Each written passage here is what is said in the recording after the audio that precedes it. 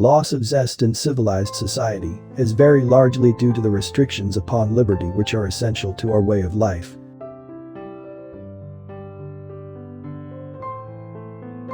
Seems that men are at their best between 60 and 70, the reason being that in such occupations a wide experience of other men is essential.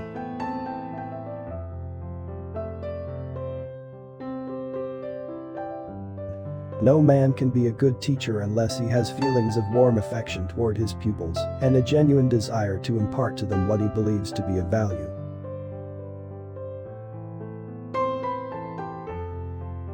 Two people between whom there is love succeed or fail together, but when two people hate each other, the success of either is the failure of the other. If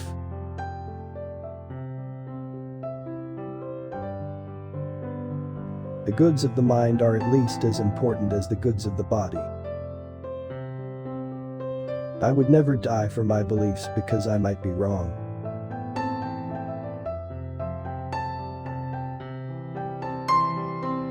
All submissiveness is rooted in fear, whether the leader to whom we submit be human or divine. The whole problem with the world is that fools and fanatics are always so certain of themselves, but wiser people so full of doubts.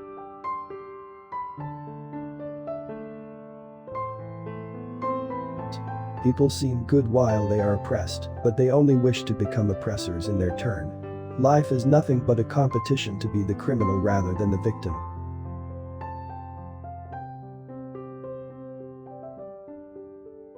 According to Cicero, he held that friendship cannot be divorced from pleasure, and for that reason must be cultivated, because without it neither can we live in safety and without fear, nor even pleasantly.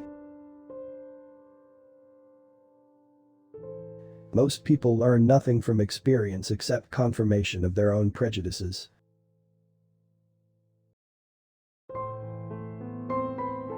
It is the great reward of losing youth that one finds Ancesal fable to be of use.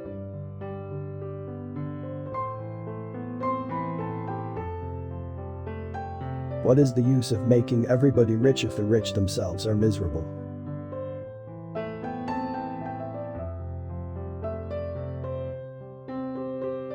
There are two motives for reading a book: 1. That you enjoy it, 2. That can boast about it.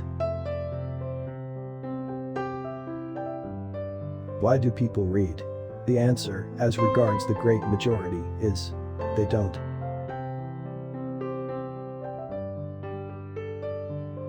Fear is the main source of superstition, and one of the main sources of cruelty. To conquer fear is the beginning of wisdom.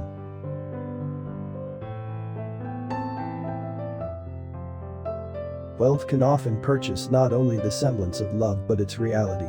This is unjust and undesirable, but nonetheless a fact.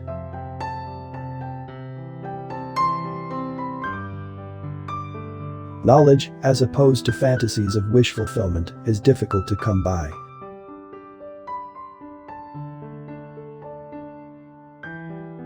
Love is something far more than desire for sexual intercourse. It is the principal means of escape from the loneliness which afflicts most men and women throughout the greater part of their lives.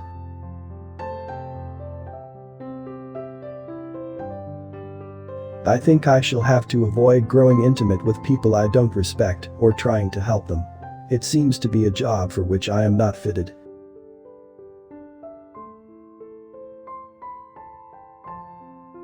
When a man tells you he knows the exact truth about anything, you are safe in inferring he is an inexact man.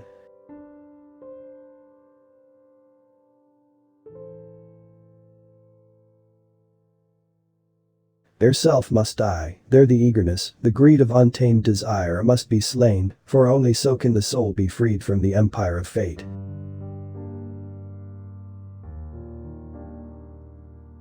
Next to worry, probably one of the most potent causes of unhappiness is envy.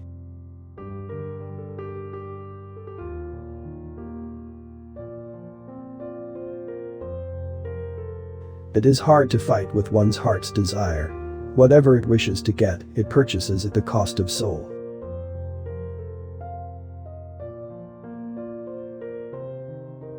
There is no profit in feeling unless one learns to dominate it and impersonalize it.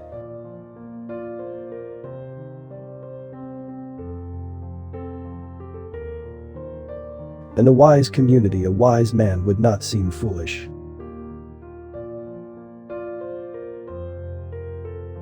There is equality where all are slaves, as well as where all are free.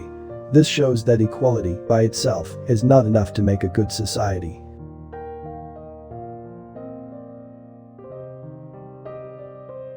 If all our happiness is bound up entirely in our personal circumstances, it is difficult not to demand of life more than it has to give.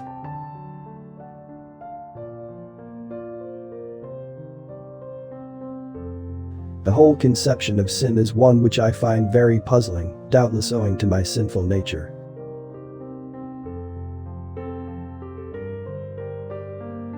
Only a foolish asceticism, usually vicarious, makes us continue to insist on work in excessive quantities, now that the need no longer exists.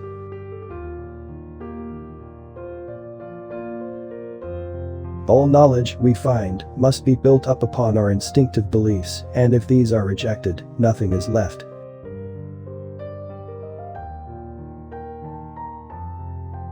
To endure uncertainty is difficult, but so are most of the other virtues.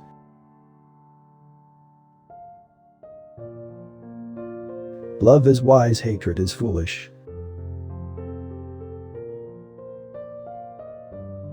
To understand the actual world as it is, not as we should wish it to be, is the beginning of wisdom.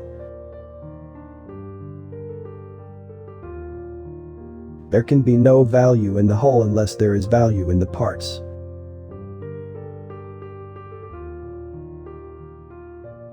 To discuss endlessly what silly people mean when they say silly things may be amusing, but can hardly be important.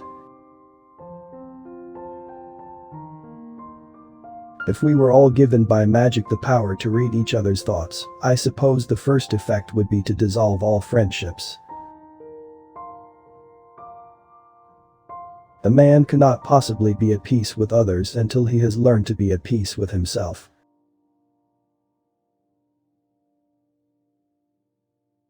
A dog cannot relate his autobiography, however eloquently he may bark. He cannot tell you that his parents were honest though poor.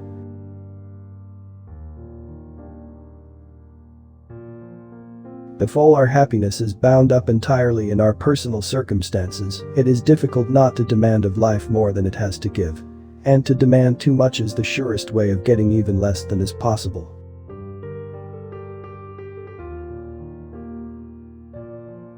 Man needs, for his happiness, not merely the enjoyment of this or that, but hope and enterprise and change.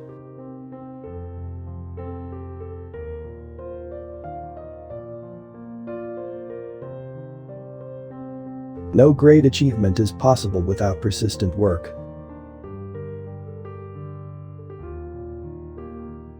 Love must feel the ego of the beloved person as important as one's own ego, and must realize the other's feelings and wishes as though they were one's own.